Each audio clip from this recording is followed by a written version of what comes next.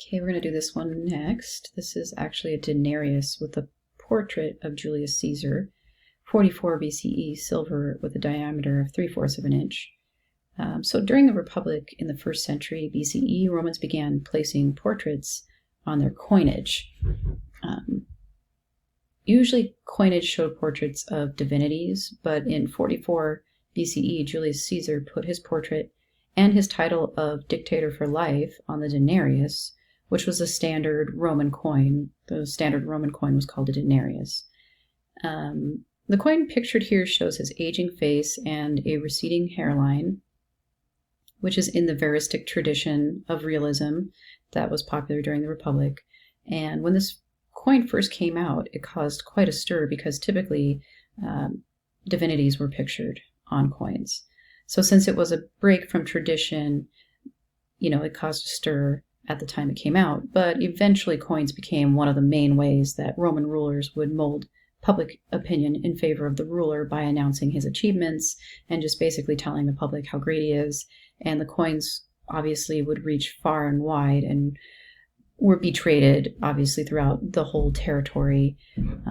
So it was a particularly effective form of propaganda for Roman leaders, basically. So here's a funerary relief with portraits of the Gessi from Rome, Italy, 30 BCE, and it's marble, 2 feet 1.5 inches high. So these two slides show funerary reliefs. I think I have 2 of them. Commissioned by the lower class of freed slaves, and slavery was really common in Roman society. There was roughly 1 slave for every 3 citizens, so that's quite a high amount. And slaves and former slaves could not possess family portraits because their parents were considered property and not people. But freed slaves often commissioned reliefs for their tombs to commemorate their new status as Roman citizens. And so the second slide actually shows 2 freed slaves, a man and a woman, and they're next to their former master. And this relief was featured on the facade of the freedman's tomb. And in the center of this relief is the master. So here we go. And this shows that the freed slaves were grateful for their former owner. They were grateful to their former owner, and the owner obviously had granted them freedom, and it showed that the freed slaves were also proud of their new status as true Roman citizens. So that's kind of an interesting thing. So we'll talk about Pompeii and the cities of Vesuvius. So in August of 79 CE, the long dormant volcano Mount Vesuvius actually suddenly exploded, and many prosperous towns in the area were destroyed, and among them was Pompeii and some of the Vesuvian cities. And these cities were destroyed in a single day. It was a quite tragic event at the time, but it's actually basically a treasure mine for archaeologists today. So when the remains of these various cities began to be explored, they had not been touched in 1700 years. So this volcanic catastrophe is one of the reasons why we have so many examples of really well-preserved art from Rome's late Republic and then early Empire period, because that's the time period that the volcano actually went off. So here's the aerial view of the Forum looking northeast in Pompeii, Italy, 80 BCE to 79 CE.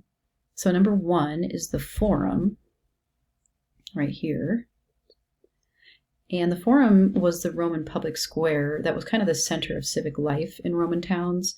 And it was typically located in the middle of the town and at the intersection of the north-south streets, which are called cardos, and the east-west avenues called decumanus.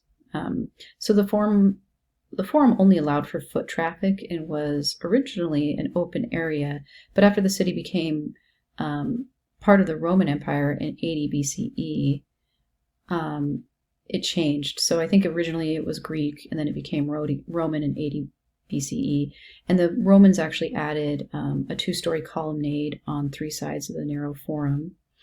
So you can see, I don't know if you can see the 2 stories of the colonnade around it anymore, but they did add that. And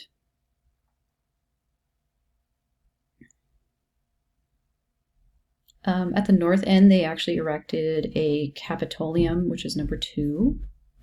right here, which is basically a temple honoring three gods, and they're their main gods, Jupiter, Juno, and Minerva. And the Capitolium was constructed of stone covered with white stucco, which mimicked Greek temples made of marble. And the plan was Etruscan in style due to its strong frontal facade and its singular narrow staircase that ran just in the front of the building. And the columns featured Corinthian capitals, which was Greek in nature, and it faced the Forum. So you can see that it faces the Forum. And this is much different than Greek temples, which were placed alone, oftentimes on top of a hill, to be viewed from all sides. And most Greek temples honored only one god instead of three. So in this case, the Romans, they built this for three different gods. And there's also a basilica located here. That's number 3 over here.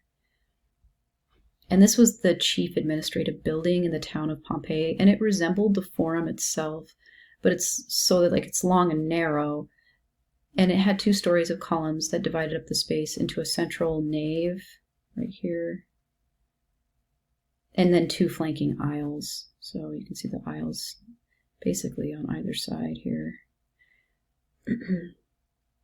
So we'll look at an amphitheater as well. This is the aerial view of the Pompeii Amphitheater, 70 BCE. So shortly after Pompeii became a Roman town, the town's wealthy officials used their funds to build an amphitheater in the southern end of the town, basically. And this is actually one of the earliest permanent amphitheaters known. And it could seat 20,000 spectators, so a lot of people could sit in here. The donors would have the best seats. Seating was kind of assigned to each spectator based on their rank in society, so social hierarchy was really on display at these events. And the word amphitheater actually means double theater, and Roman amphitheaters resemble 2 Greek theaters put together to form an entire circle. So the Greek theater actually is basically half of this, where the Romans actually made it one entire circle. So that's how it's different than a Greek theater. Roman amphitheaters were used as stages a lot of the times for the bloody gladiatorial battles and wild animal hunts that were famous. They're even famous to this day. And shallow concrete barrel vaults form giant retaining walls that hold up the stone seats. So you can see them here. And they actually help to hold up the stone seats over the top of them, basically. And they also lead in and out of the arena area, which is the central area where the violent games would take place. And arena is Latin for sand, which soaked up the blood from the wounded and the dead during these gladiatorial battles. So this is actually really kind of cool to look at.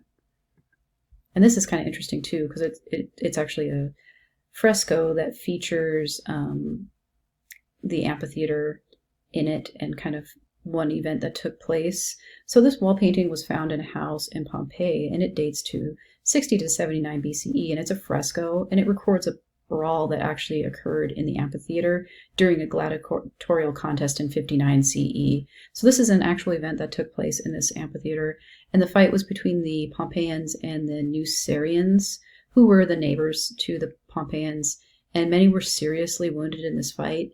And it kind of ended the use of the amphitheater for around a decade. So the painting actually is showing the awning, which is called the velarium, which could be rolled down from the top of the cavea to shield spectators from sun and rain. So it's a velarium that they can pull out. I believe this might be it here. I'm having a hard time seeing this, but it's actually like an awning, basically, that was made out of fabric that they could actually pull out from the sides, and it would protect the spectators from wind and sun and rain. And so it's kind of cool that you can see that they had that as part of the amphitheater, a large awning.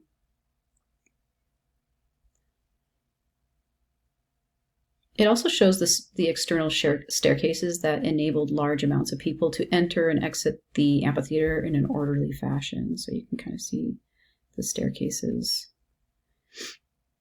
So we'll take a look at some domestic architecture next. Let's see how much time we have. Okay, we're not doing too bad. So Pompeii it actually has some of the best preserved Roman houses out there, and it serves as a major source of information on Roman domestic dwellings. They're very well preserved because the deep volcanic ash kept them safe for 17,000 years. Or sorry, 1,700 years. Sorry, guys. So the atrium of the house of the Veti in Pompeii, Italy, mid-century BCE.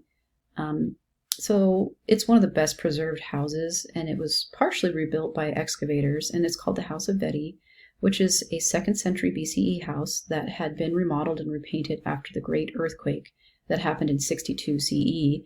And this view is from the Fossus, which is sort of the entrance area, and it shows the impluvium, which is used to catch rainwater from the open ceiling above. So they have this opening, and then the impluvium down here to catch the rainwater. And the water was used to do various things inside of the house, such as washing. And the impluvium is kind of the center of the atrium, which is the open room that the entrance leads into. And you can also see the peristyle garden off behind some of these columns. And it features marble tables and mural paintings dating to the last years of the city. And the men who owned this house were new money. So freedmen who had actually earned their fortunes as merchants. So we can see the garden here, peristyle garden, which I believe just means that the peristyle means that it has columns all the way around. Very beautiful. A couple of different, vessels for water, and then these tables. So, and here's the restored view.